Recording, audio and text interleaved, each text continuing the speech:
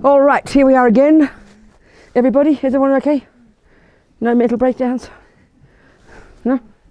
Donna's is still alive? Okay, good. I'm happy. All right, I'll keep talking to the... What? Oh, is she? Gosh, physically? Her mind's okay? Really? Glenn's sick as well. We're falling like 9 pins. All this purification. I hear that we're all getting helicopters now. I think there's no one walking down. That's okay, nothing wrong. That's hilarious. Oh.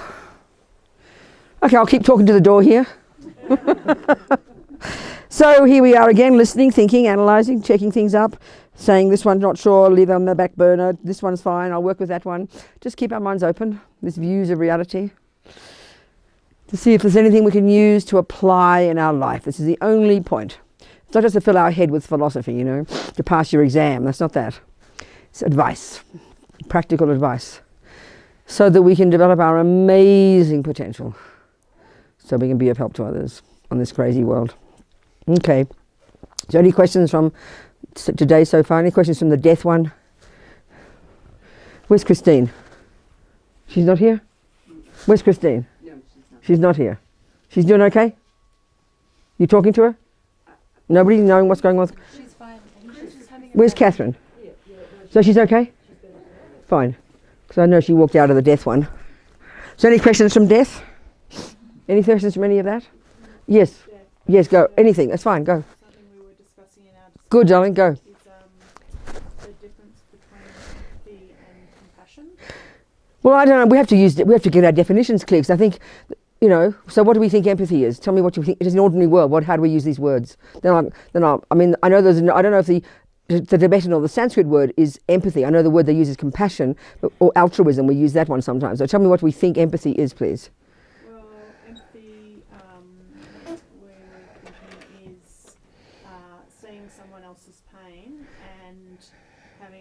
Or a feeling of that yourself, as opposed to compassion, which is I guess more, you know, like, well, there's this scientific research that this woman Tanya someone has done, and she did this research with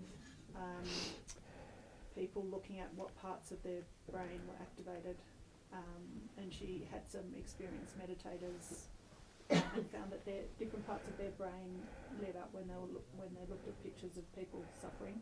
So her conclusion was that there's a difference between empathy. Yeah, well, tell me the difference. Well, what's the difference? Empathy is that you feel the other person's pain, whereas compassion, her conclusion was compassion is where you have a feeling of love and. Okay, that's not Buddha's view. Kindness. Okay, that's not Buddha's view at all. That's not Buddha's view at all. I mean, all we can do is talk Buddhism here and use Buddhist definitions, isn't it? So we can be clear about those. Other people can have their own definitions. That's absolutely fine. No, the fundamental point in Buddhism, we've been discussing it all the time. We've been saying it all the time. Love is literally defined. It's at the fundamental level, the concept called love. At the conceptual level, the starting point is the thought, may you be happy. Or you see someone happy and you're happy for them to be happy. And then the big one is, how can I make you happy? That's love. That's love. Compassion is you see suffering and you go, oh my God, look at that suffering. That's terrible. What can I do to help? That's compassion. So that's obviously what people mean by empathy. It's very clear. Compassion and love are the essence, and they're really, if you have one, you have the other. One is related to happiness, and one is related to compassion. This is the fundamental point in Buddhism. We all want to be happy, we all don't want to suffer. Love is the wish that people be happy, compassion is the wish that they don't suffer. That's the Buddhist view, very clear. Do you understand? So sometimes, okay, what's interesting here now, let's just discuss it. There's another level of compassion that's very distinct and very unique to the Bodhisattva path. And it's the one that makes all the difference in the world. And it's a technical term. It's called great compassion, Mahakaruna in Sanskrit. And it's very precise. It's not just some kind of a general a nice feeling. What it is this, you know. It's, you see suffering, you see people and you want to make them happy. You love them. You want to make them happy. That's the meaning of love in Buddhism. And that grows, of course, massively to enormous affection for all sentient beings. Then you've got compassion when you see their suffering. you don't want them to suffer. Oh my God, that's terrible. And that's already incredible. But this next level, which we have to cultivate, is the brave attitude of the Bodhisattva that says, what can I do to take it away? That's the unique one of the Bodhisattva. This brave, this courageous attitude that, like how they talk about the Bodhisattva. In other words, like a mother. A mother knows it's her job. A mother does not need to be told when her kid's suffering. She doesn't look around. She's got to have compassion. Oh my God, look at my kid suffering. But she doesn't look around wondering who's going to help. She knows it's her job, even if she's not qualified. That's great compassion. And that's the one that actually completely that causes the Bodhisattva to be so much more outrageous. So, and this is where also the two different stages of the two different levels of realizations come in.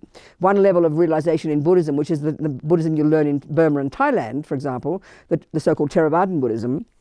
And the goal there is basically graduated high school. You do the first level. It's the pratimoksha path. It's the individual liberation. You achieve your own nirvana, your own cessation of suffering. So it's like this. Life after life, your goal is to get out of samsara.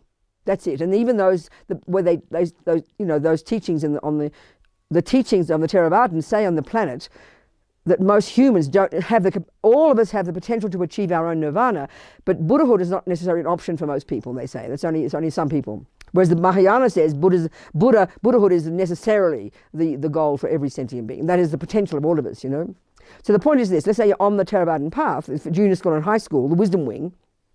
You go through all those stages, exactly the same. And so as you lessen detachment and lessen all the neuroses, naturally what will grow is your virtues. You'll become enormously loving. You'll become enormously compassionate. It's natural. It'll come naturally. You'll be an astonishing being. And then in some life or other, when you finally achieved your own nirvana, you'll have infinite compassion for sentient beings. You'll have incredible love for sentient beings. But your goal for countless lifetimes has been, I must get out of samsara. I must achieve my own nirvana. So when you die, your bliss, because your mind is so blissful, your bliss and your goal will override your compassion and you won't come back. Whereas if you're on the Mahayana path, you go through the exact same stages of practice. As you lessen delusions, you get more renunciation, you'll get incredible love and compassion. But then, because your goal is Buddhahood, you cultivate this one of great compassion. It's my job to help sentient beings. It's my job, the attitude of the Bodhisattva. So at some point, you won't need to come back either, at some point in your realizations, but when you die, your compassion, your great compassion, it's my job to take the suffering away, will override your bliss and you'll come back again to continue on the Bodhisattva path and to help others. So this unique one of great compassion is the one that separates the Bodhisattvas from everybody else. Do you understand? Great compassion. And that has to be cultivated.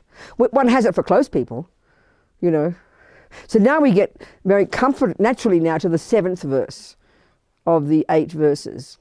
And there it says something like, that I will secretly take upon myself the suffering of all sentient beings and give them all my happiness, all my merit, something like that. So that's giving and taking, and I think that's the source of the practice that's known as Tonglen, giving, taking. And if we talk about the 11 techniques we went through, we got up to the 4th one, and then I diverged to this text, which is the essence of this Lodrong approach. So I didn't mention the 8th and 9th, 7th, 8th, 6th, 7th, 8th, 9th, but they're series of techniques that get us to this point where we then literally put others before self. And so the essence of the practice in which that is done in these 11 techniques is called Tonglen. And that practice, I don't know, for some reason in the West people love this practice. It's really outrageous, but people love it. It's very fascinating. So what this practice is, what it means, take upon yourself people's suffering secretly and give them your happiness. What it means is how you do it formally as a meditation is like this, There's many ways of doing it. You can create your own method. But essentially it's this. You visualize in front of yourself a person who's suffering. Let's say it's your best friend. You start with your best friend. They've got a headache. So you imagine them, they're suffering. And then you visualize breathing in upon yourself their suffering. And you literally, as you're breathing in like this yucky smoke into your own nose, you're breathing it in, you're breathing off them, their suffering. So happy because you want them to be free of suffering. And then, like, for example, you can imagine yourself cherishing like a little rock at your heart. When you breathe in this yucky smoke, it kind of cracks, smashes your self-cherishing. And then when you breathe out radiant white light, you imagine giving them all your happiness, all your good things, all your good qualities, all your health, and etc. So it's like the reverse of what we normally do. So it's an outrageous level of practice. So the point about this, we get a bit confused. It's not about healing. This is not about healing the person's headache. It's got nothing to do with the person. In the same way that I said before, you know, in the practice of taking the blame, this is not for their sake. This is for your sake. This is a practice for you to smash your ego grasping, to smash your self-cherishing.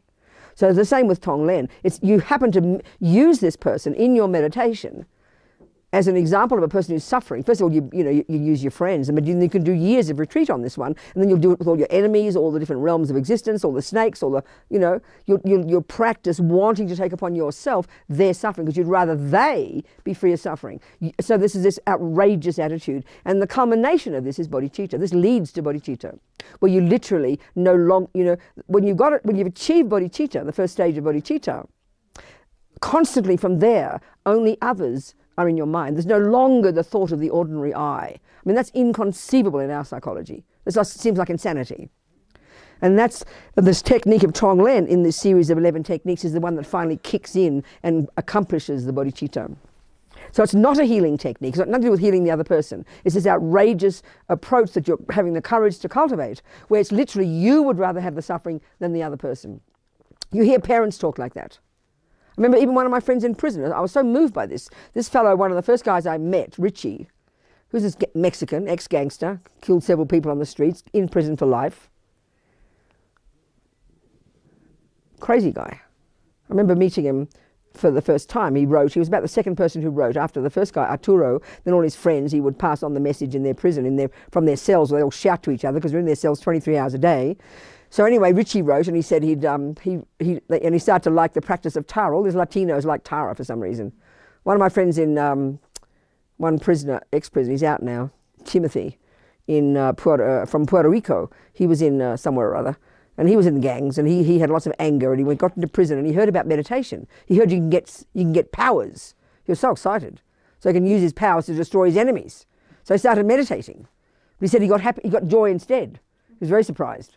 And then he said that there was this green light in my cell. And I didn't know whether it was internal or external, but I knew it was feminine. So he started reading books, and he discovered her name was Tara. That's how he became a Buddhist.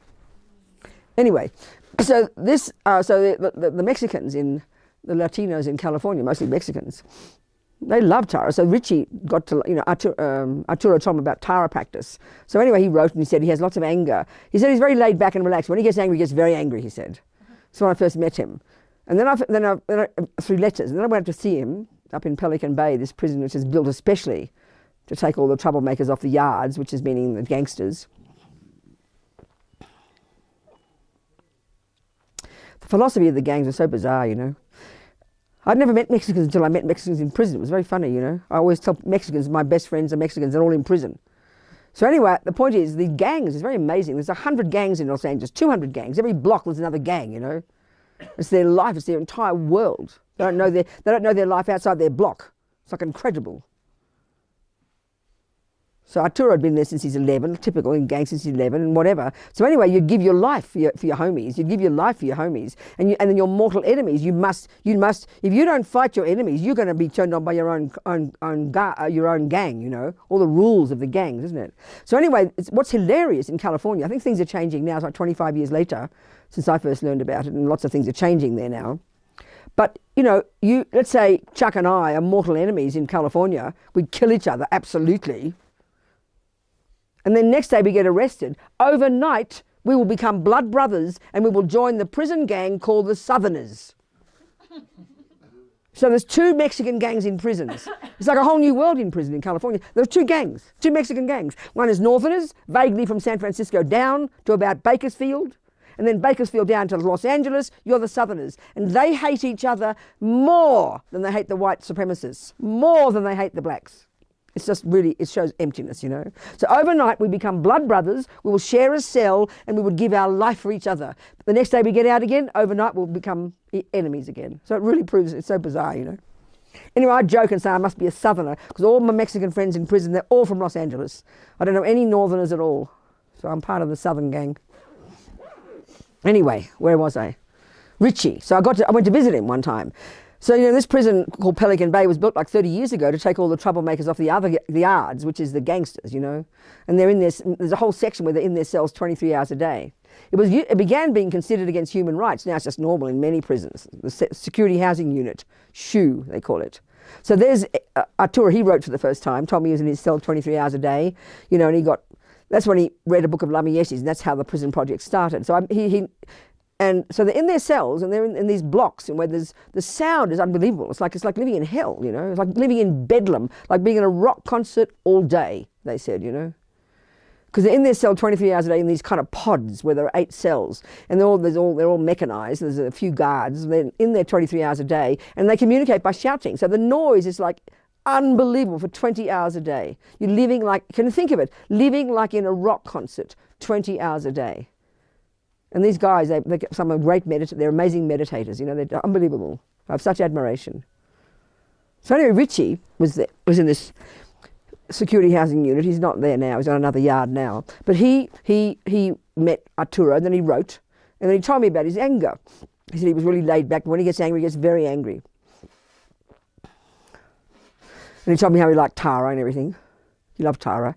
So anyway, he told me, when I met him, I went up there one time and I met him. It's like an 8-hour drive from San Francisco. You get 2 hours, with a phone, with a glass between you. So I said, how's your anger, Richie?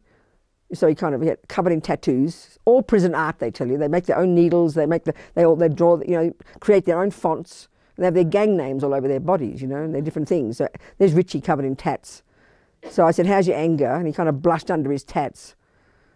And he said, oh, Robina, I have to confess, I had a fight with my cellie this morning, and I put his head down the toilet.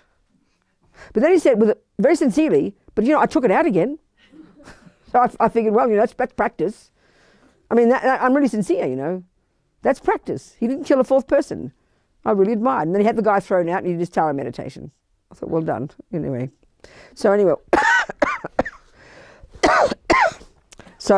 what was I talking about? Tonglen, thank you. So Richie, thank you very much. So Richie wrote, another point, years later, and he like a lot of these guys, he got, liver disease, not HIV, but really, what? Hepatitis C. That's right, hepatitis, all that, that's exactly right. It's very common, isn't it? Yeah. So anyway, he told me about this, and he said he then was able to get some medicine, and he said very sincerely to me, he said, maybe it's best for me if I don't take the medicine, and I get sick and I die and purify all my negative karma. He was very sincere to make this choice, But the other thing he said, and this is something very moving, these Mexicans are very interesting. He said, when I see all my people coming into prison, all these young guys, I mean, they're these days a bit different, but they're tried as, they're juveniles, they're 15 and 16, tried as adults and given adult sentences, it's quite heavy. So he said, when I see my people coming in with these long sentences, he says, I'm in prison for forever anyway. I wish I could take on their sentence and they could be released. I mean, that's just a casual statement from some wacko guy, I've never had that thought. That's incredible. That's Tonglen. That's amazing. Just that thought's like an atomic bomb on ego. When you'd rather have, you take upon yourself their suffering so they can be released. That's pretty incredible. I was very moved by that. So Tonglen, this attitude, the brave attitude. So in other words, compassion is, my God, look at that suffering, that's incredible. The next level is great compassion. What can I do to help? And this next one is, well, you know what? I'd rather have it than you. It's like cream on the top compassion. Outrageous. Really extraordinary. And that's the technique that in these 11 techniques that finally kicks in and becomes bodhicitta. This paradigm shift occurs in the mind when literally now, it's the opposite. Others are in your mind all the time. And it's natural. It's not just occasionally when you feel nice. It's not just your beloveds. But through these techniques, you're expanding your mind continuously to encompass all sentient beings, starting with equanimity, shifting the logic for why you would want others to be happy. From the logic that I want only my beloveds to be happy and not suffer, to everybody wants to be happy, everybody doesn't want to suffer, and that becomes the basis of that you want to develop love and compassion for everyone. So it's very incremental, very gradual, and very technical, very precise, these techniques. They're very clear, very distinct. They're just some vague, wishy-washy feelings.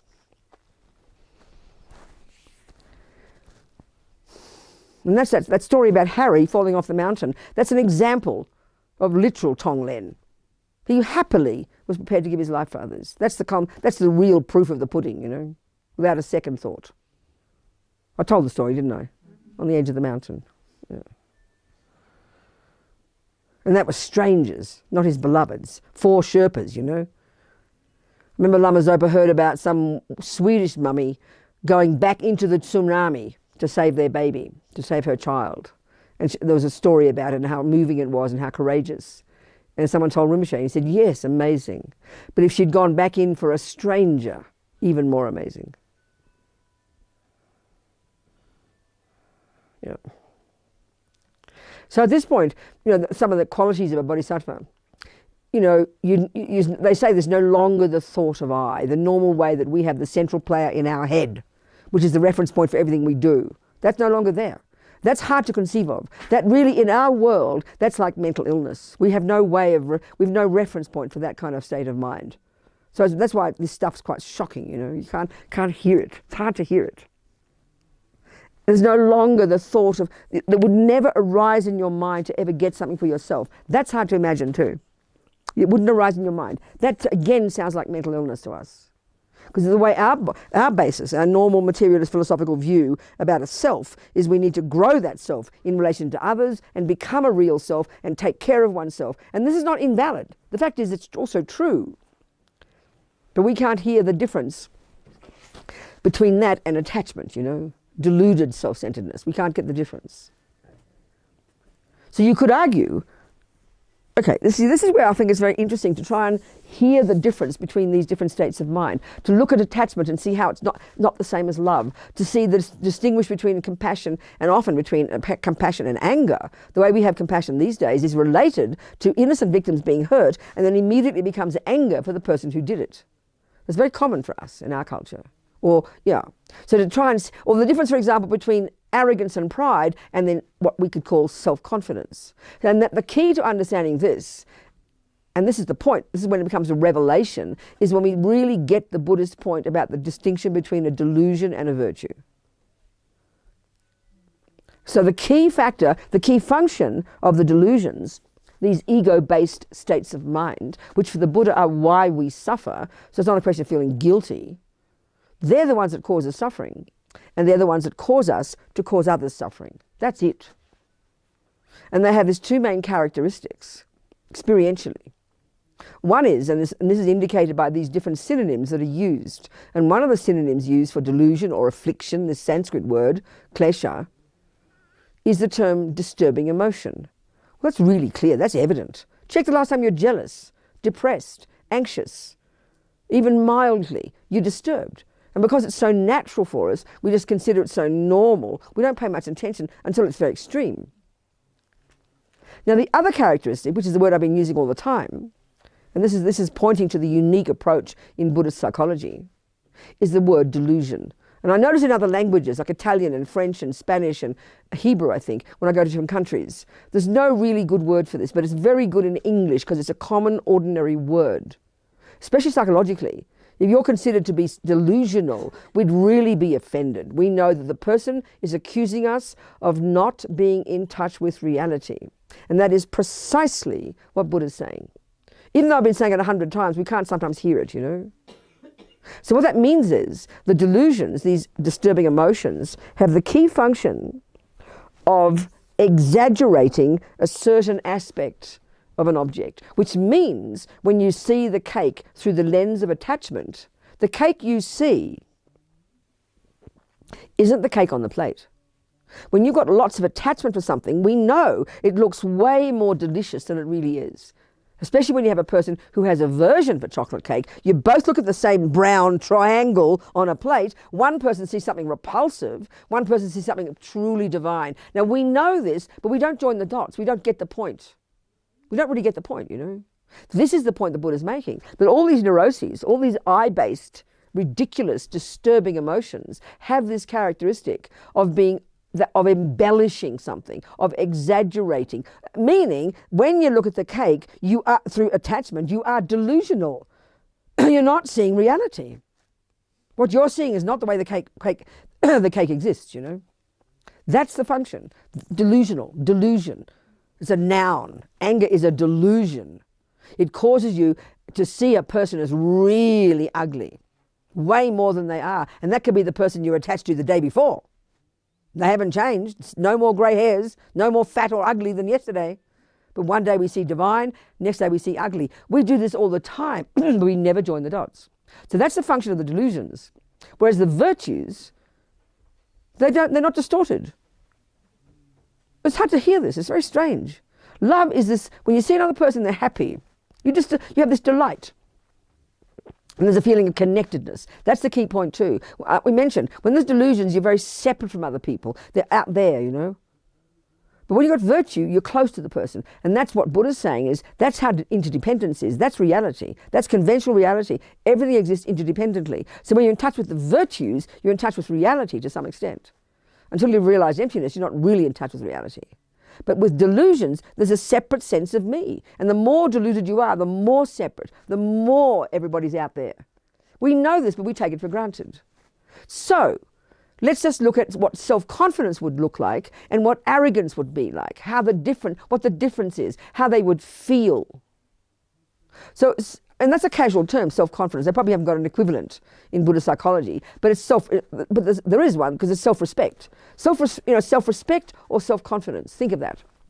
So what you'd be like, let's say you've got two people, both very good at the same thing, or both very good at something. The self-confident person would be quite content in who they are. They'd know who they are. They know what they do. They'd be very content with themselves, and they would be delighted to meet someone else who is even better than they are. They'd learn from them. In other words, they're not threatened. And that means they'd be humble. Humble means you happily delight in someone else's qualities. That's a person, and that person is really good at something. Now another person who's also good at something, but arrogant or proud. That's a delusion. That's a delusion. They'd be feeling very nervous. They're very kind of hoity-toity. They over-exaggerate their importance. And they're very nervous about meeting anybody who's better than they are. And they'd be very upset. And then they would flip into low self-esteem. They'd be upset and kind of... So that's very, very different qualities. A person who's humble would have self-respect and self-confidence. A person who's arrogant would have low self-esteem. It would flip over. So we have to distinguish the difference in our own mind. And this is where it's quite difficult. Like, we might know that we're very good at something, but then we think, oh, I can't think that, that's called pride. It doesn't follow at all, it's called pride. Pride is when you over-exaggerate your importance. You're kind of all puffed up. Low self-esteem, we think, oh, that sounds good, you know, I know nothing, I'm nobody. No, if it's over-exaggerating your badness, it's not a virtue at all. Whereas self-confidence or humility is content with who you are. And you're reasonable. So delusions exaggerate, virtues are reasonable.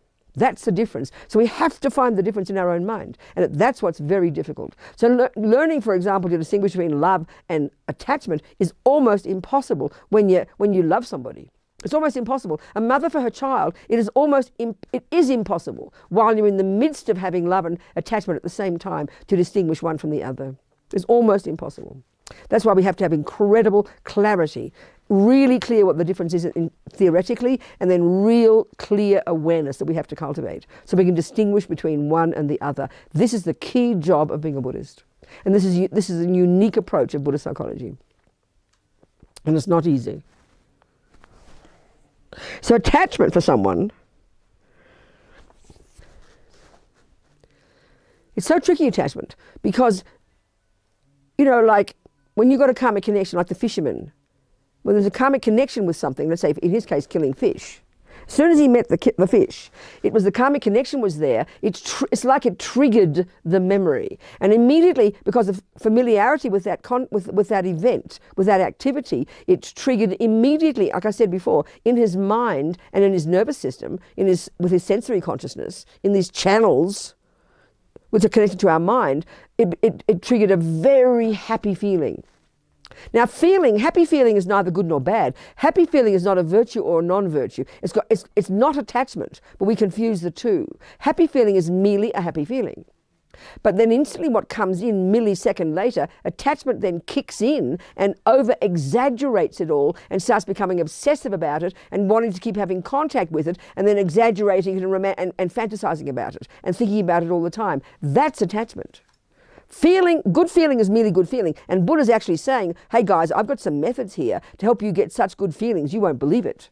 So good feeling is the goal. Happiness is the goal. But attachment is this demented, exaggerating, clinging, grasping vampire that exaggerates the thing.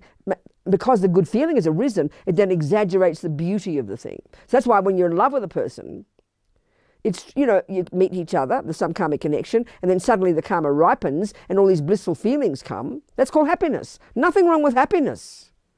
Happiness is great.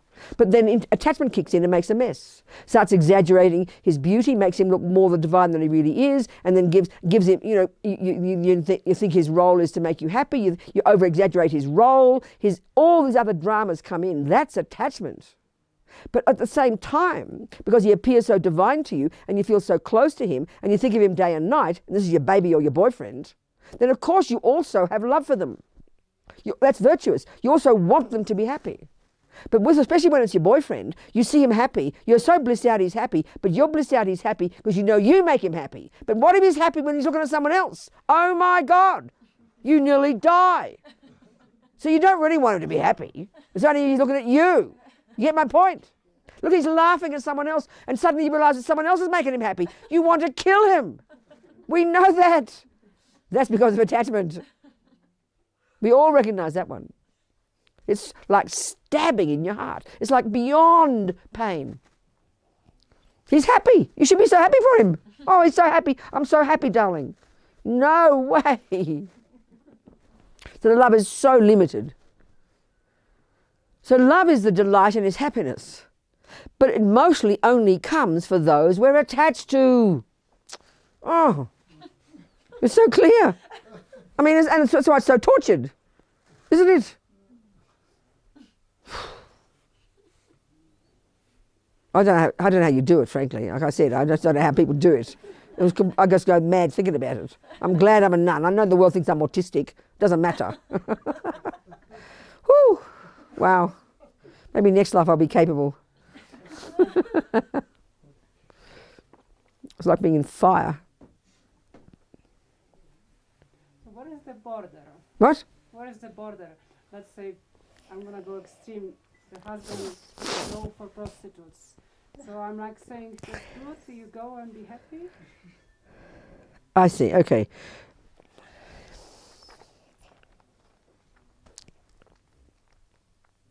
It's all a question of where you're at. It's all a question of what you can handle.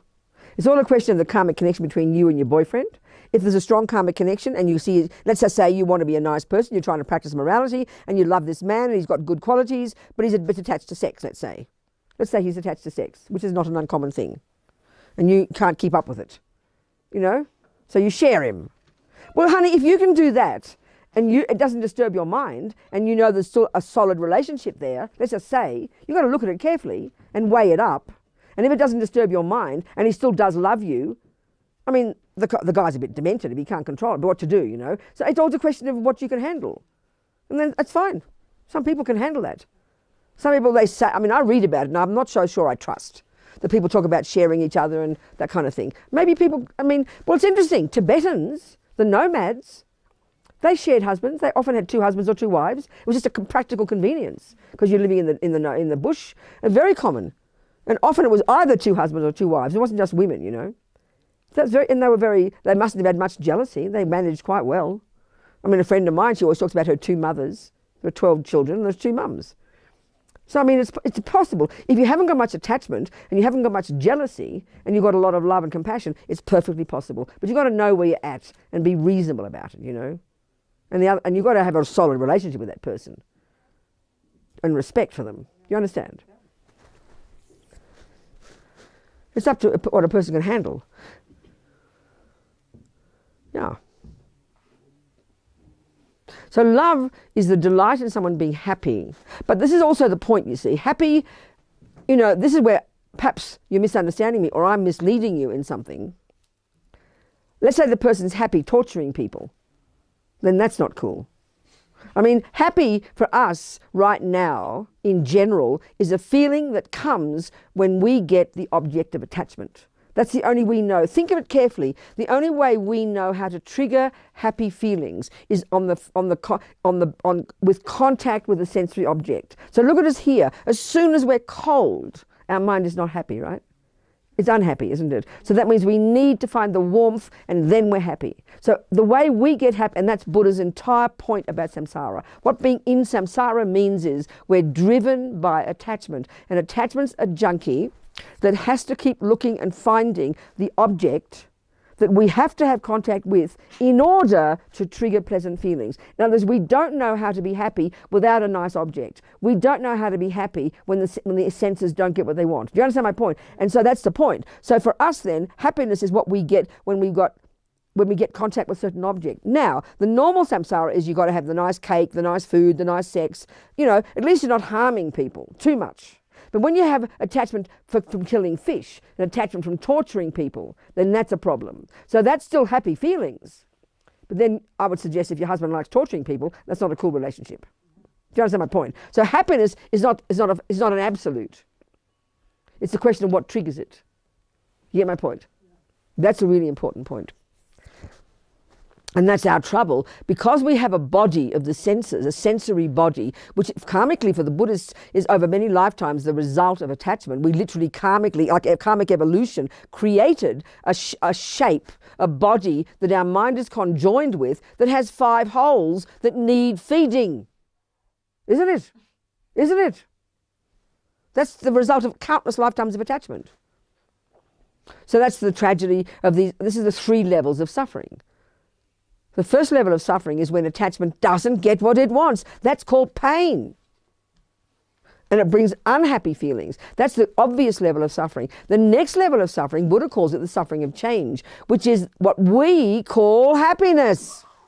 When attachment does get what it wants. That's what we mean by happiness. And we spend our lives avoiding the first one and trying to get the second one. And that's attachment's job, to find the right objects, the right time, the right event, the right person, the right taste, the right smell, the right sound. That's how we spend our lives. And attachment is the one that runs the show. We're able to put a bit of love and compassion in there if we're fortunate. So it's kind of very, for Buddha, it's kind of like, this is real serious mental illness. But because it's the world, because it's normal, then we consider it normal, you know. So the third kind of suffering, it's called all-pervasive suffering, which sounds very abstract. But what it's referring to is the fact that we have this body, basically using the analogy of a junkie, attachment being a junkie, you know. The third level of suffering is being born in a body of a junkie. You've got a junkie's body, and that's what it is. It's the body of a person with attachment. And to survive, you need to ingest the heroin, which is the world. The world out there is made of heroin. So to survive, you need to ingest heroin. That's all pervasive suffering. So the way to stop the first kind of suffering is to stop harming others. The way to stop the second kind of suffering is give up attachment. And the way to stop the third kind of suffering, realize emptiness. That's how you get out of samsara. These different levels of suffering and different tools to help us get out of them, stage by stage, you know. So attachment is a massive thing for Buddhism. It's not just this cute, oh, I like chocolate cake, you know. It's huge. It's at the deepest level of assumption about the entirety of this planet. It's governed by attachment. So it's a much more broad, vast, deep view of what it is. And we have to start somewhere. But the more we understand it, the more technically we comprehend it, the more we begin to identify it inside and distinguish it from the other things. That's the real job of being a Buddhist, developing the clarity, to the ability to clearly distinguish all these different states of mind in our head, all roiling around together like a big soup, you know. That's the job. And you can't do that until you have a clear theoretical view of what is attachment, what is aversion, what is this, what is feeling, what is love, what is compassion. They're all these different bits and pieces, each with their function. We have to know them well, first theoretically, then begin to identify, and then know how to sort out the facts from the fiction. So it's not an easy job. It's a big mess, you know. Yep, I can see a hand at my left eye here. So just to clarify, so if love is wanting others to be happy and delighting in their happiness, clearly delighting in their happiness if it's virtuous. It has to be that. so it has to be Oh, and that's the point. You do not delight in someone's happy if they're tortured someone. They come home, daddy, you know, your boyfriend comes home, he's just tortured 4 people and he's happy. I'm so happy for you, darling. That would be very bizarre. Yeah, but if in the example where your partner's going to prostitute or a brothel. But maybe that's okay. Nothing wrong. I don't think there's anything wrong with going to prostitutes, frankly, in my mind. If 2 people decide they like to have sex together, like having dinner, just we're so neurotic about sex. It's also slimy and revolting how we do it. I mean, my sense is just that's not really hard. It's 2 people agreeing to something. It's just having a bit of pleasure. Okay, it can be ridiculous, it can be demented, obsessive, but it's not, you know, violent. It's not harming people, isn't it? I mean, it's not a question of degree. You've got to check. I mean, you know, attachment to anything harms you. It's obviously their attachment that's... Clearly it's attachment. Of course it's attachment. But the only happiness we have now is attachment. Yeah. So we want people to be... So the point is we want people to be happy. So you see 2 people having fun together, having a meal. You don't get all, you know, oh, they're happy because they're eating food, they're samsaric. No, they're just ordinary. Be normal. Be delighted. Even you see 2 little pussycats happy, even though they're ridiculous beings, you're happy for them. I don't mean it like that. Get my point? There's a way of seeing just ordinary humans having fun together. Be happy for them. But also there's another level of compassion because we know that's because of attachment. Of course, we know that. We know that. You get my point? But you know, when you're really harming people, that's a bit, you can't rejoice for the happiness there. That would be foolish. So it's a question of degree, isn't it? Do you understand my point? Yeah, Chuck. What about the happiness we feel when we see somebody doing a selfless act or all that's of course that's wonderful. That's best. That's virtuous. I can watch a sad movie where the heroine dies and not have a reaction to it, but then I see on the news where somebody does a selfless act to somebody in need and be brought to tears. That's good. That's even the best kind of love. That's the best kind of joy, the rejoicing. That's called rejoicing. That's really good. That makes us happy that someone's being kind to others. That's marvellous. That's really the best one. Clearly it is, isn't it? Of course it is. And you just have to know the minds well, you know. I mean, we have to know the difference for ourselves. Why we get happiness. Why we get happy feelings, you know. So wanting people to be happy really means wanting them to be happy through virtue. That's the best happiness. But what's the best happiness? Of course it is. Practicing virtue, being kind, and being happy as a result of that. That's what we want for people. That's how we're trying to help our children, how to help people to be, you know, to be virtuous. And that's the point the Buddha's making that's so interesting. When our mind, to any degree, has any virtue, any kind of love or kindness or compassion, that itself immediately triggers happy feelings. That's the point. Whereas the attachment one is like a junkie happiness. You've got to get the alcohol to get a good feeling, and it becomes junky. And the way they say it in Buddhist psychology, when the only time we get happiness is only through attachment objects, it becomes very gross. We become like animals, with all respect to poor animals. It's like the happiness of being a junkie. And when you look at it, you can see very clearly that's hardly called happiness. When that's just, you know, because the attachment keeps getting worse and worse to the point where you're just this exhausted, drained person, you know. There's no happiness at all, actually. So the real happiness, of course, is and this is the point the Buddha is making when we look at Mahamudra and look at the literature about the nature of mind. The Buddha's simple point is, he's basically saying, hey guys, I've found some methods to get unbelievably blissful, happy feelings all the time. And that is by giving up attachment. And then in meditation, accessing the subtler level of your own mind, where it's even temporarily free from the senses, then your mind is naturally blissful. Naturally blissful. Without attachment and without any contact with any object. And anyone you know who meditates, and people don't talk about their experiences, which is good, but when they do, and then you read about the yogis, they all say that the bliss you experience in meditation, when it's really coming from the right place, is very peaceful. Whereas we think of bliss, when we have sensory pleasure, it's like frantic. It's like gross in comparison. It's really unpeaceful. And that's what everybody says about it. About the bliss of the mind. You know, as Lama Yeshe says in Mahamudra, he goes a chapter, some of the benefits of getting single point of concentration. And the mind is literally, he used the words rapture. This is the natural state of the mind when it's unencumbered by delusions and is beyond the senses and the concepts at a subtler level. The mind is naturally rapturous, ecstatic, blissful. Don't misunderstand these words, but totally peaceful, because it's not based on attachment. That's the point. So in a sense, Buddha's saying he's got some methods to get so much more bliss that you couldn't believe it. But we don't like to, we can't hear it that way because it sounds so punitive. I've got to give up attachment. How depressing. You understand? So I remember my friend Rene, Venerable Rene, the Swiss monk, who's a meditator the last 40 years. And I interviewed him in 1995 in Mandala about his 2.5-year retreat, I might have mentioned, in Spain, at our centre there in the mountains out of Granada. His Holiness was there in 82 and he blessed it, called it Ursel Ling, place of clear light. And he said it reminded him of Tibet. It was a beautiful place. It's a retreat centre, little caves up there, almost like little caves, you know.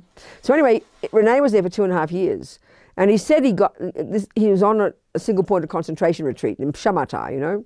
And he said he maybe got to the 5th of the 9 stages of concentration. It's described in terms of 9 stages. And he said something like this. He said, no question, Robina, that the pleasure, the joy, whatever words you like, that he experienced in his own mind in meditation, just at the 5th of the 9 stages, was so superior to any pleasure he'd ever had through his senses.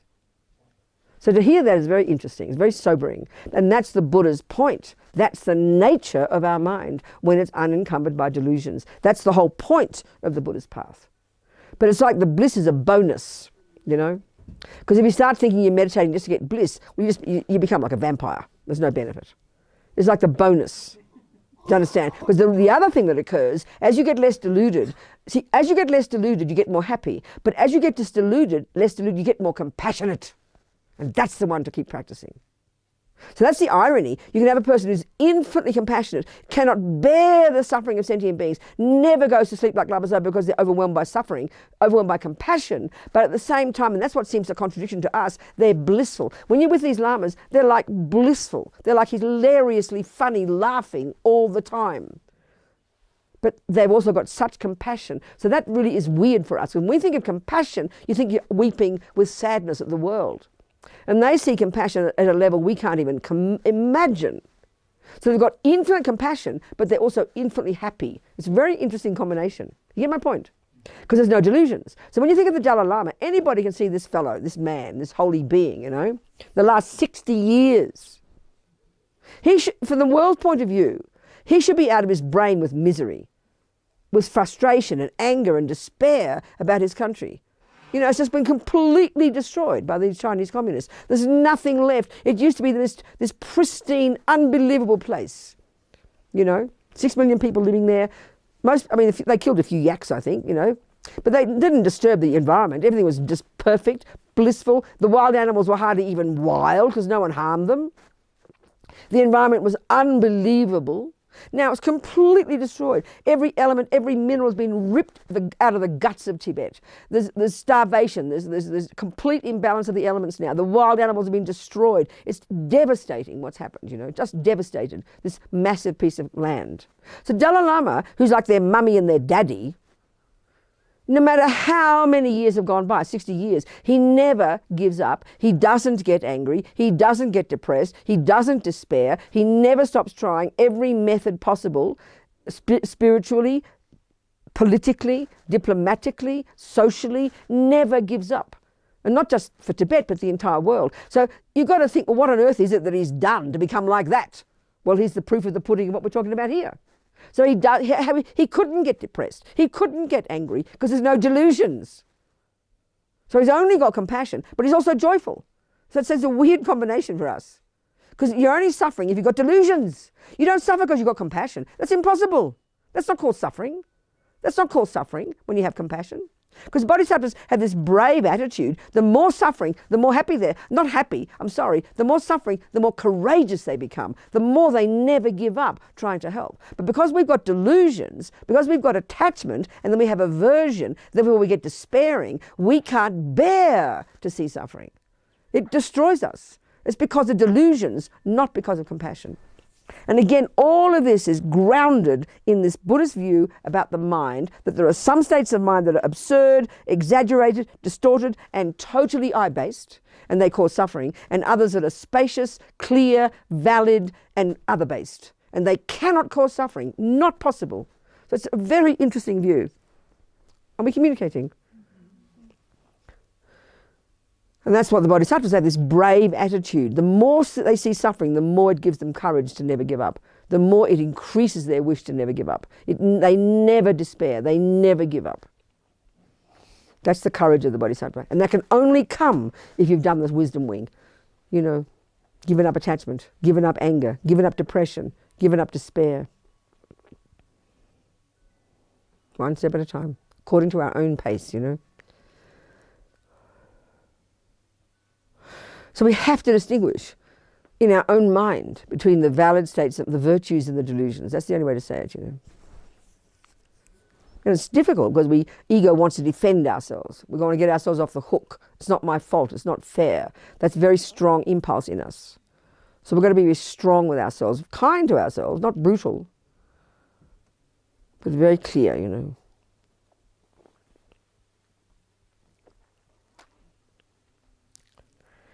And that's the thing about the Dalai Lama. I find him a really good example because he's very powerful. He's very charismatic, you know. He's got a very powerful presence. Anybody who's seen him can see that. And that's interesting because when you think of humility, you think of a quiet little mousy person, don't you? And he's the opposite. He's powerful. You know, and he's very funny, but he's very powerful. So, you know, I've seen him I know in 82, when Lama Yeshe invited His Holiness to Europe to host a series of our centres. And Lama's so kind, Lama Yeshe was so amazing. He decided to appoint 10 of us to be the security guards for His Holiness. 5 men and 5 women. Lama was amazing, you know. The Tibetans were so shocked. They're so conservative. So anyway, Lama, I was one of them. So I thought I'd won the lottery, you know. So we travelled around with His Holiness for 6 weeks. 6 weeks or something in Europe, Italy and Spain and France. And just being around him was amazing. You observed up close the way that people responded to him, you know. The Lama made us wear uniforms. I was a nun. 3 of us were nuns. So he made us wear these little uniforms. I had hair at the time because I was living in London and I had long, sort of short, you know, hair, not like bald. So we had to look like all nicely dressed up. So we had these little kind of skirts and little yellow blouses and little maroon jackets, right? God almighty. The 5 women. And the men wore grey slacks and white shirts and navy blue jackets, right, and maroon ties. I mean, very conservative, you know. We had to walk around with His Holiness, and we'd go take him off on the aeroplane. We'd stand outside his hotel room. We'd be at the teachings, looking like serious people trying to guard everything. It was like a joke, really. He was so kind to us. And Lama made us all with, and I thought, well, I better look like a lady, so I put lipstick on as well. And then I had these nice maroon boots that I bought in Milan. My friend helped me buy them, so I tried to look like a lady. Anyway, Lama used to laugh when he looked at me. He said, "I think I like you better like that," he said. Anyway, we'd travel with His Holiness because you could see him up close. It was really just amazing to see the response of ordinary people. I mean, this is 1982. It's back his 3rd visit to Europe, you know, ever. And I remember in Spain, in Barcelona, all the halls were packed to double. People were just hungry. They'd heard about this person. And I always remember these really conservative Spanish ladies with their gloves and their handbags, you know, sitting there waiting for something and moved by this person. It was astonishing to see it. I could not get over it, you know. I remember he met the Pope. Later on he wrote to the Pope and said we should have another meeting, but the Pope said no, because he only wanted people who believe in God. A friend of mine told me that. The Dalai Lama told him that. This is like gossip. Anyway, he met the Pope. He went in France and Spain, I think. Spain especially. I remember he went to these different Catholic monasteries with these really strict, you know, monks praying and meditating day and night. They were in bliss meeting him. We weren't allowed in. The girls weren't allowed into the monastery, so the boys told us about it. And then they were blissing out with these meetings with His Holiness, talking about, and it was just amazing to see it, you know. People were in tears seeing him. It was extraordinary to see the response. And he's very that's the point. He's charismatic, but he's really humble. Everybody says, people who've interviewed him, who've had meetings with him, you feel like you're his best friend. And he even says it like that. Whoever I'm with, I feel they're my best friend. And that's an unusual thing to say. But he's powerful. That's the interesting point. But I remember one time I saw him doing like press conferences. So he gets the hang of these things and he walks in and within 3 minutes he's taken over. He's the boss. You go there, you do this, and these all these media are kind of dazzled because they don't know what to do because Dalai Lama's run the whole show and he's out of there, you know. He's the boss. He completely controls everything. He's amazing. He's very funny. He's hilariously funny, and more he gets to know Westerners, he's become more and more like a Westerner. He acts like us. Like for Tibetans, to poke your feet out is like baring your bottom. It's about the rudest thing you could ever do, right? So when he gives talks, you give him this big throne. And these days, I know in Sydney last time, he wouldn't sit in the throne. He sat in a chair with his big clot-hopper shoes on, poking his feet out like this, relaxed, you know, like this, how we sit, you know. Like this. You'd never do that among Tibetans. And he cracks jokes, like he says things like, you know, when some person was telling this long story about how this person was mean to him, what should I do, Your Holiness? I'd tell him to go to hell if I were you. I mean, saying things like this, these funny answers, you know. Or like you get this long question, he'd say, I don't know. That was it. He's just, anyway, wonderful to see it. Wonderful to see him. So funny, down to earth, humble, but charismatic at the same. So that's very encouraging. In other words, you can be powerful, but be humble. And we shouldn't get nervous about it. In fact, I remember vividly, this was before I was a Buddhist, watching this interview with these two famous people. One was Dame Margot Fonteyn, you know, she was a ballet dancer. And I remember when I was a kid, I was into ballet, you know, and she was my great hero. And she was this amazing, famous ballet dancer. Maybe some of the people you heard about her. Like top. And she was, and then the other one who in this interview, in another interview, or whether they're together or not, I can't remember now, but was this famous Australian cricketer called Don Bradman. He's like the Americans' Babe Ruth, you know, in the 30s. So the thing was, they're both absolutely the top in their field. So naturally, if you're the top in your field, you kind of can forgive people for being arrogant, because they have to know they're the top, you know. But what was obviously fascinating to me, and it was really clear, and that's before I was a Buddhist, they were both humble. They were both unassuming. They always gave praise to other people. They sort of were very light in their qualities. And that's, for me, very inspiring. You can be the best, you can be the most talented, but you can be humble. That's, for me, it's a very powerful point. And that's His Holiness, you know. And that, again, is the point here. If you're good at something, rejoice in it. Don't deny it. Rejoice in it. Own it. Be happy that you're good at it and want to use it for others. And then you can own it, rejoice in it, and use it for others, but be humble as well. Whereas we get tortured. If we're famous, for example, or you're really good at something, then people get tortured about it, don't know how to handle it, because we can't distinguish between the delusions and the virtues, you know. So it's very clear once you understand this approach. You can be good at something because it's due to past karma. I mean, if you're famous, it's because of past karma, and you use it to help others. You're not ashamed of it. I remember reading some like different actors who get very famous. They become really tortured by it. Because they know there's an ordinary person like everybody else, but everybody thinks they're gorgeous, and they don't know how to handle it or wear it. It makes people very crazy, you know. But when you understand karma, it's due to past karma, due to your past virtue, that you've got a good reputation now. So you accept it and own it and use it, you know, but you don't identify with it. Then you can be relaxed, and then you use it to help others without shame, without guilt, you know. You've got to navigate. But again, the key to this is distinguishing between virtues and delusions. First theoretically, and then in your own mind. Then we can navigate this stuff quite comfortably. Do you understand, people? Okay. So now we've achieved bodhicitta. Let's just pretend we've now got bodhicitta. So the next phase of our practice, would be the 6 perfections of the Bodhisattva. So we've achieved the first of the 3 principal aspects of the path, junior school and high school, renunciation. We've now achieved the second of the 3 principal aspects of the path. At this first stage of the Mahayana path, we've achieved bodhicitta. So the final stage is called the 6 perfections of the Bodhisattva. So the first, and this is where basically the Bodhisattva who's got this bodhicitta now goes from life after life after life after life after life, consciously, intentionally, heading towards their Buddhahood. But the grist for their mill, for them to accomplish the first 4 of these perfections, which is like the perfection of the compassion wing, is the work in relation to sentient beings. And then in their meditation, they accomplish the wisdom wing with the last 2 of the 6 perfections. And you go over the countless lifetimes. You're perfecting. And the other thing you're doing as a bodhisattva is what they call is you're going from life to life. You don't just live in the mountains. In your daily life, you're bopping around with sentient beings. You don't have to look like a holy person. You could be like, in one life you could be somebody's mother. In another life you could be the butcher. You could be. Another life you could be the next door neighbor. Another life you could be a homeless person. You don't have to have a halo. But this person, knowing who they are, choosing these rebirths, and the point of it is, as they're going through their lifetimes, they're growing their own compassion in relation to sentient beings, and they're growing their wisdom in their meditation, and eventually this culminates in Buddhahood.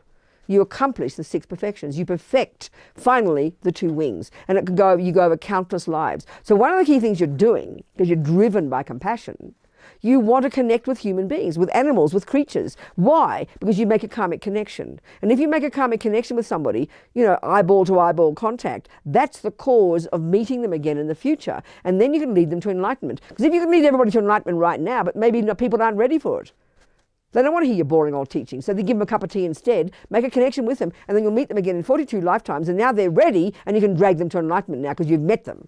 So this is the interesting point they talk about, the Bodhisattvas. They connect with sentient beings. They connect with people. They make a karmic connection. Because the cause of meeting a person, the first fundamental cause of meeting anyone, you've met before. You've connected before. So their job is to connect with, to hook sentient beings, they say, you know.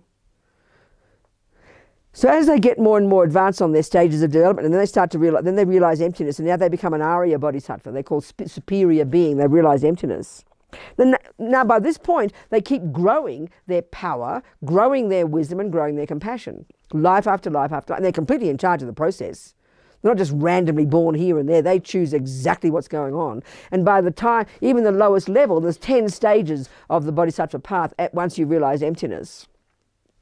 Even the lowest level Bodhisattva has the power to manifest their own mind in at least 100 different forms to benefit sentient beings, you know. And all this is logical if you understand the way the universe is made of the 4 elements, and how by this point you're beyond delusions. You know, you can use the universe to your advantage. You can literally manifest your own mind in different forms. And that increases to the point where you become a Buddha, where it is limitless. So if the Dalai Lama is a Buddha, we see one nice person, you know, this Tibetan fellow. If he is a Buddha, as the Lamas would all say, I wouldn't have a clue. He is at this moment manifesting in countless bodies throughout universes continuously to benefit sentient beings. Is what they say. It's all laid out in the literature, you know, the stages of your development, what you're capable of doing. This is the power aspect. Got wisdom, compassion, and power. There's that story, always a story I tell about His Holiness that Lama Zopa told. At the time the Tibetans first came into exile, all the Lamas were desperate to keep Dharma alive, to keep it like a living lineage, you know. So they needed the monasteries where you grow, you know, you pass on the knowledge from the minds of the knowledge holders to the younger people, so the old thing keeps alive, you know. So their main concern was to get land. I mean, they were these destitute people in this poor country. Kind of Nehru and the Indians were so compassionate letting the Tibetans in. And then His Holiness finally went to Dharamsala, where he was given land by people and a house, where he set up his exile government. That was like almost in the beginning. And also in other parts of India, up in the mountains, where it was cooler for these poor Tibetans, you know. The monks and nuns were taken care of, and different Westerners got involved with. So then they were desperate. His Holiness was desperate to get this land. So the kind Indian government they were negotiating to get these hundreds of thousands of just forest, you know, of acres of forest in the south, which is now like Little Tibet. Hundreds of monasteries, all the big Gelugpa monastic universities are down there. And they were negotiating, and it wasn't working properly. So the story goes roughly like this. That His Holiness sent down his appropriate Tibetan minister to do the negotiating with the Indian minister in Delhi, where the government is. And at this particular time, he just couldn't get a meeting, you know. Probably Indian bureaucracy being the way it is. Got frustrated, got back on the train, went up the 12 hours back to Dharamsala, and told His Holiness, couldn't get a meeting, very frustrated. And apparently His Holiness says, well, it's fine, it'll be fine, go back down to Delhi straight away. So he went back down, and that day, in the Indian minister's office, was his little boy with him, some little boy, his son. So he was chatting to the Tibetan, and he expressed the wish for a dog. Well, the Tibetan was delighted. I'll get you a dog, he said. You know, he was happy to grease the wheels. So he went outside, and there was a sadhu with a dog, a little dog. So he bought the dog. And he gave it to the little boy, and he was happy, and he ran to his daddy, and daddy was happy, and everything worked, you know. And the negotiating happened. So the story, so Lama Zopa said, the sadhu and the dog were manifestations of the Dalai Lama's mind. So the point is these bodhisattvas, now as magical and as ridiculous as this sounds, it's explained how. And all this is based upon this understanding of the nature of the universe being made of the 4 elements, and then minds conjoined with the 4 elements. And as the mind gets more and more powerful, more and more less deluded, more and more virtuous, more and more powerful, we are capable of this. It's all in the literature. It's all there. So the point is, that sadhu didn't have to be born from a mother. They can manifest where they like, what they want, for the benefit of sentient beings. So the point is this. Like I said before, a Buddha, by the time you become a Buddha, your mind pervades the universe. It's completely crystal clear. You see things as they are. You have infinite empathy. There's no longer a separate sense of self. You don't need bodies. You're well beyond bodies, baby. But you need bodies to help others. So that's why the Dalai Lama technically looks like a human, acts like a human, but he's not a human. He can't be a human. A human is the result of delusions. But he's acting like a human. And it's exactly the same with the sadhu and the dog. He's acted like a sadhu. He acted like a dog. So you'd look at that dog, you'd see a dog. He wouldn't look like kind of, wouldn't have a halo. Wouldn't be winking at you. I'm really the Dalai Lama. No. You wouldn't tell unless you're clairvoyant. It's a dog, but it's not a dog. Can you get the point? This is kind of a weird idea. We've got to think it through, So out of his compassion, and that's what they say bodhisattvas and Buddhas do, they facilitate things, He's not just sitting up there being a nice person doing his prayers. He's bopping around the universe manifesting in millions of bodies. I mean, I know it sounds beyond ridiculous. I'm just telling you what the teachings say. So that sadhu and that dog. They say the Buddha can manifest as anything you like, as a bridge, as a camera. They can do what they like to benefit sentient beings. That's their only purpose, And they have a saying in Tibetan, you don't know who anybody is, so don't judge. And that for me is very scary, because we believe in what we see. If we see a mean person, they're a mean person. I'm sorry. We don't have any doubt, because we see everybody through the lenses of our own neuroses. So if a bodhisattva, by the time you're a bodhisattva, even without realizing emptiness yet, you're pretty incredible. Beyond self-cherishing. Beyond ordinary delusions. You're a stunning person with infinite compassion, stable as a rock for whoever you're seeing. That's almost inconceivable. Now the point about a bodhisattva, they don't walk around just being holy. They will do whatever is necessary to help sentient beings. And that includes, if they have to, doing naughty things. It's like tough love. We get that when it comes to being mummies, So I remember this story. I remember when my mother, I always tell this story, when my mother met Lama Yeshe, my darling mother. Whatever I did, when I stopped being a Catholic, she cried. Then when I became a hippie, she cried. Then I became a communist, she cried. Then I got into black politics, she cried. Then I became a Buddhist and she really cried, But always next day, she'd be all over it. She'd be back on the phone as if nothing had happened. She was incredible. I so admire my mother. And I just did what I wanted to do. My other sisters spent their life trying to make my mum happy, Taking care of her. I mean, they were so kind. I just went and did exactly what I wanted, And it was almost like she was trying to get me, she was running after me, trying to get me to but I always just did what I wanted. I love my mother. She was incredible. Such a kind mother. Anyway, when I became a Buddhist, she really cried, but then she got over it. And I came to Australia the year after I became a nun, 1979, and I travelled around with Lama Yeshe and Lama Zopa. And I was raising money for Kopan. That was my job on the tour. They were toured around Australia. And I remember my mother, for my sake, she was so kind, she decided to have a party in Melbourne and invite all her friends and charge $100, and to raise money for Kopan. I was so happy for her, So I wanted her to meet Lama. He was in Melbourne. So I took her up there. And she'd seen them before. And she didn't like Lama because he was very powerful and very funny. And my mum never told anybody her problems. She was always a person everybody came to with their problems. And she was very kind, she was, but she kept secret about her own stuff. She never confided in anybody. And she was very proud. She was a lovely person. But she wasn't comfortable with Lama Yeshe. He made her very nervous. Lama Zopa looked very humble, so she didn't mind him. So she's a friend, Adele House, who's the one who's writing Lama's biography called Big Love. Been doing it written for years. It's coming out soon, hopefully. It's been 25 years since it started. It's coming out soon. But the one who wrote it, Adele House, we went to school together, to the Catholic convent. And we met each other later. So my mum and her were good friends, and they used to drink sherry and gossip, So my mum loved Adele. So she'd always say to Adele, oh, that Yeshe, that Yeshe. She didn't mind Zopa. He was okay. He was humble, you know. But so she had a meeting with Lama Yeshe. And I didn't stay in the meeting. But I know when she came out, I could tell she was really moved. But she was angry. Because he kept looking at the television, she said, when I was talking. Because what happened was, Mama told me, she just poured out her heart to Lama. And she never did that. So it really made her very vulnerable, you know. So she probably was raving on about me especially, because we had a big volatile relationship. And she just opened her heart, because Lama's very powerful, he's very charismatic. And she couldn't control herself. And she was very vulnerable, I think. So she was mad at him, because he kept looking at the television. So my point is this. I heard that then she'd go on about that Yeshe or that Yeshe. I think, oh God, she's criticising a bodhisattva, you know. I worried about it. But my sense is it was Lama got her. Lama hooked her. And this is the story that it reminded me of. So I'd heard this story about one bodhisattva, this regular guy, in some village, and he connected with everybody, made contact. And the first level is using sweet methods. That's the best one. Use peaceful methods. But for the thick-headed ones, you've got to use wrathful methods. So this one old lady didn't notice him, and he couldn't leave her behind. You need to make a karmic connection, because he won't meet her again. So he had to find a way for her to notice him. So he didn't know what to do, because she hadn't noticed him until now. All the others noticed him by using peaceful methods. So he discovered she had a really beautiful garden. So he rode his horse through her garden and destroyed it.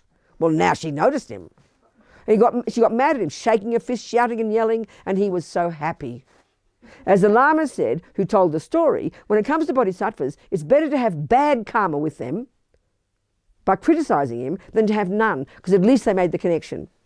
So that's my sense with Lama. If my mother had sat there and Lama had just sat there and my mother had run the meeting, just chat way, sort of, she would have felt very content. She wouldn't remember Lama, but he got her, he hooked her by making her upset. You understand my point? I remember seeing Rinpoche one time. This little dog that a friend of mine had when we were living at Land of Medicine Buddha, and I was working there, and there was a stupid dog. I mean, it's a gorgeous dog, but he was a really stupid dog, so full of attachment.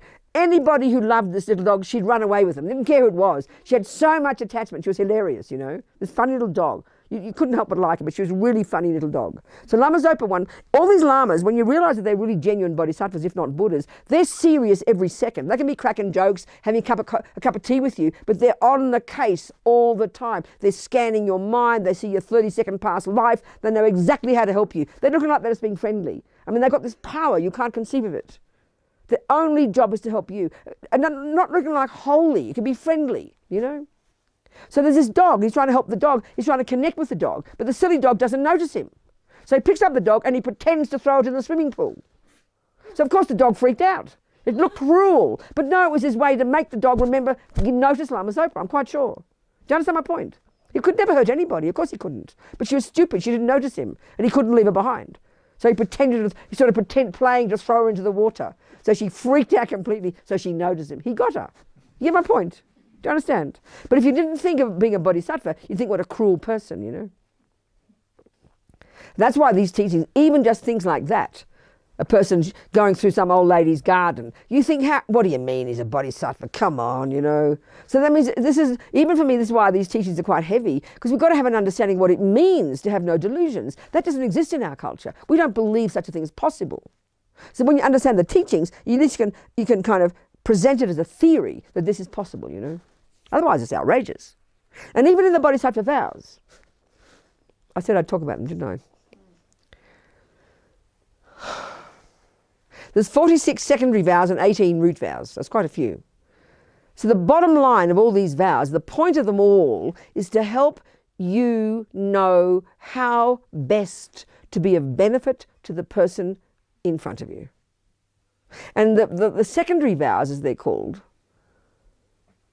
are all divided up in, there is a bunch of all the vows divided up into how to best practice the 6 perfections. So I haven't gone to the 6 perfections yet, but the first of these 6 perfections, as they call them, is the practice of generosity. Then there's a practice of morality, which is the next level, and the whole other path is a practice of morality. But the first level of practice is the morality of refraining from harming. Here, it's the practice of the morality or the ethics of benefiting others. It's a more advanced level, based on wisdom, obviously. So then you've got the practice of patience, and then you have the practice of joyful effort. And I'll go into these. And then you've got the last two perfections, concentration meditation and wisdom meditation. And I'll go into those. So all the 46 secondary vows are related to each of these. So the first bunch help you practice generosity. The next bunch are to help you, give you guidelines to how to help other sentient beings. The next lot are how to help you practice patience. The next lot are how to help you practice enthusiasm. They're all related to that. So these vows, how to help you help others, doesn't just mean being nice to people, but it's to help you know what is the best thing for the person in front of you.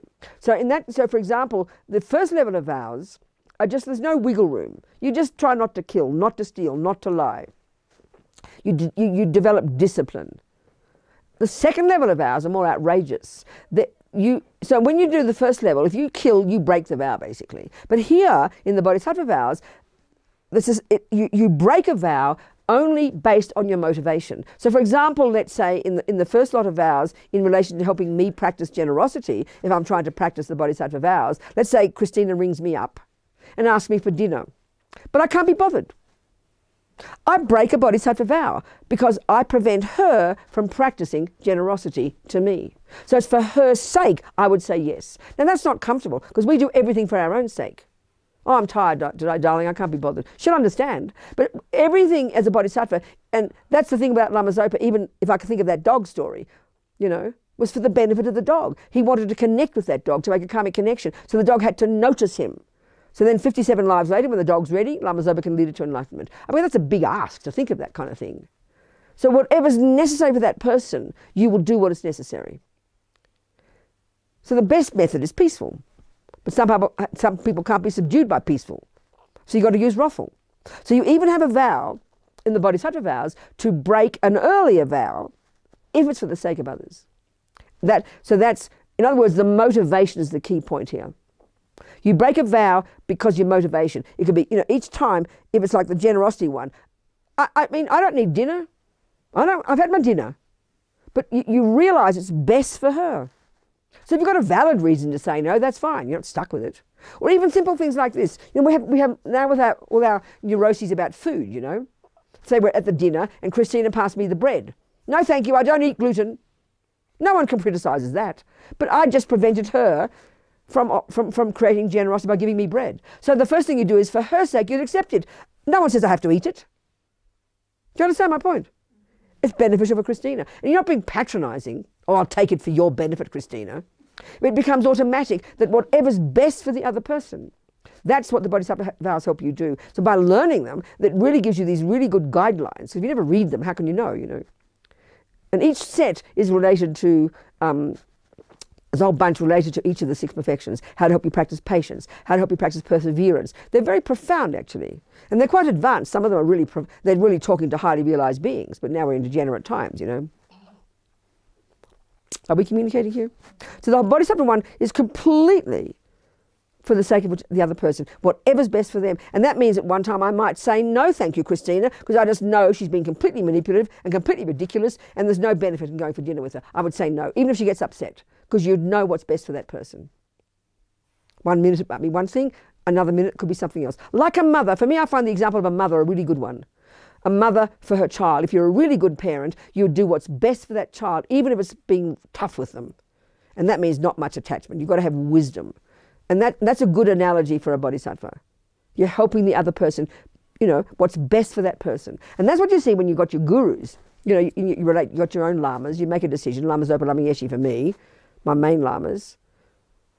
You check up on them, you accept that they're valid, you want them to show you your mind, so you give them permission. Well, honey, they will do it, I promise. And it's not always comfortable. One time I wanted to see Lama Zopa. I was in the French Centre, and my friend Annette, who's his attendant, she took me next door to the office, and I said, "Can I have a meeting?" And she went in, and I could see Rinpoche at the desk, sitting there. And Annette said, "Robina's out there." Rinpoche, she'd like a moment. He'd ignored her. 6 times she said it. He ignored her. So she came out and she shrugged, and I had to go back to my room. So if I'm going to be self-centered about it, how mean Lama Zopa is, immediately I had to realise, if I trusted Lama Zopa, and I asked him to be my teacher, so I have to trust him, I chose him, then it was a teaching for my mind. Little baby things like that. It looks like it's impolite, but it was right for my mind. And if I trusted Lama Zopa and I chose him to be my guru, so I had to trust him, you know, you don't just get stroked. You get what you need. Do you understand that? That's called wisdom. And that's called compassion. And if you really want, I mean, that's the same even with my Mr. Lee, with my Kung Fu teacher. I'd mentioned that. He was really tough. I was proud that he was tough. He shouted at me. I wanted his Kung Fu, so he gave me his Kung Fu. And he pushed me to the limit. I was honoured. We even understand it in ordinary life, you know.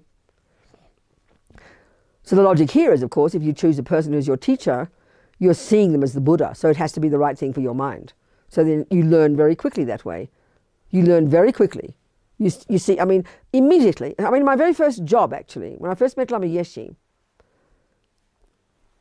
I've done this publishing all my life, editing, publishing, graphics. It's almost like my apprenticeship. And when I finally came to being a Buddhist, the first job I got was working for Wisdom Publications. I went to Gompa and I became a nun, and then Nick Rebush then, who was a monk, who now runs Lama Yeshe Wisdom Archive in Boston, he was Australian, he asked me would I like to work for Wisdom, because I walked straight into the publishing room. I knew it was my job. I started cleaning up the publishing room, doing all the duplicating on the Roneo machines, doing all the typing, all the all the collating, and I was brought up with that. We had a printing company, you know, so I've been on the propaganda side all my life, you know. So I felt I'd found my job in life. I was so happy. So I worked for a year for Nick in Delhi, organising all these printers, organising all this publishing. I just knew it was my job. I was so blissed out. So happy, found my job, you know. I was a nun, became a nun. So then suddenly I had to do my retreat, my Bodhisattva retreat in Dharamsala, 3 months. Then I got a note from Nick. And Lama was moving us all to his centre in England from Kopan. A whole bunch of us. The Sangha moved over there, Wisdom moved over there, all the publishing, which had just begun in Kopan.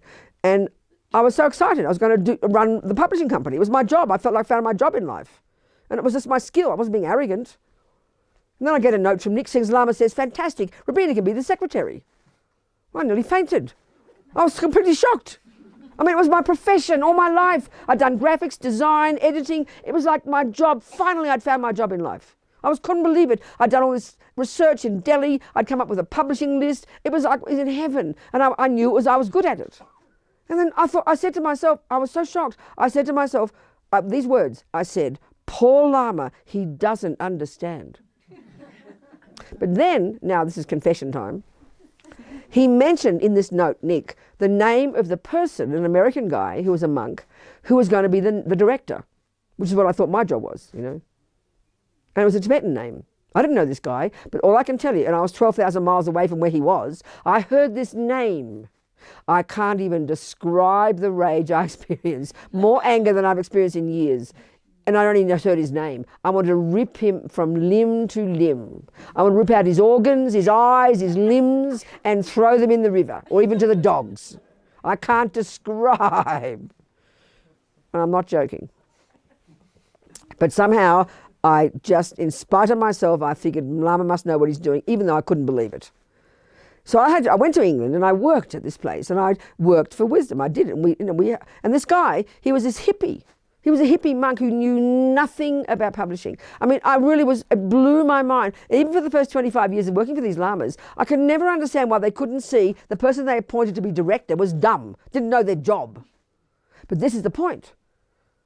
As Lama Zopa said to one person one time, you think you've got this job because you're good at it. No.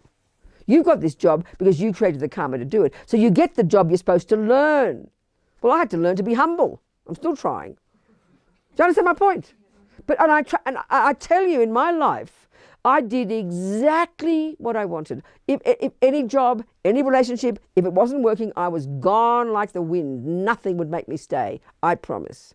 But here, Lama had me by the scruff of my neck, I tell you. But I'd chosen him. I'd asked him to be my teacher. I'd chosen Lama. And I knew that was powerful. I trusted him. But I was like going crazy, you know. For 2 years, I can't describe, I was nearly out of my brain. And I worked so hard, like 80 hours a week. I did all the jobs. I did the editing. I did the graphic design. I did the production. I did the money. I even went to London with our first book and shopped it to all the distributors, to all the bookstores. This poor guy sat in his little meditation box being a hippie meditator. He probably couldn't get into the office because I was so dominating it. But he was called the director and I was the secretary. I struggled every day. I'd have fights with him. I'd throw teapots at him. But I'd lock my door at night and do my prostrations and cry, you know, begging this maniac mind to go away. But I never left because I knew, and this is my point, it's a very big confession, but my point is, I didn't look like I was practicing. I looked like I was Richie, like the maniac, you know, putting his head down the toilet. But I knew it was my job. I knew Lama knew what he was doing, and I knew this is what I had to learn. I had to learn about anger and, you know, pride, all the usual delusions. And Lama trusted me. He threw me in the deep end. He threw me into the deep end of Lojong to transform my mind. And it was really intense. It mustn't have been fun to be around. Are we communicating here? And I would never have done that if I didn't have a teacher. I would have done exactly what I wanted. And I would have run a good publishing company, but I wouldn't have worked on my mind. And that's what I learned. That's what being a Buddhist was. And that's the kindness of my teachers. There's no way in the universe I would have understood that. Do you understand what I'm saying? So I was in torture, you know. And then after 2 years, every day struggling, knowing I had to work on my mind, trying to do my best to do it, you know, not throw too many teapots, only once. This poor boy, he tried to like me. He was very, very sweet with me, you know.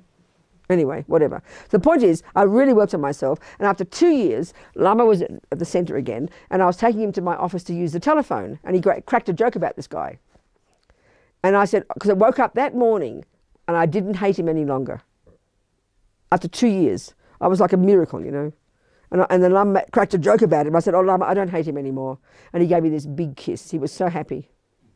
So, I mean, how kind Lama was. How kind people were to put up with me, you know. But I was practicing Dharma, even though I didn't look like it. I was like Richie, putting his friend's head down the toilet and taking it out again. Do you understand my point? So practice doesn't look so comfortable sometimes. You don't have to look around looking holy, you know. I mean, how kind my friends are to put up with me.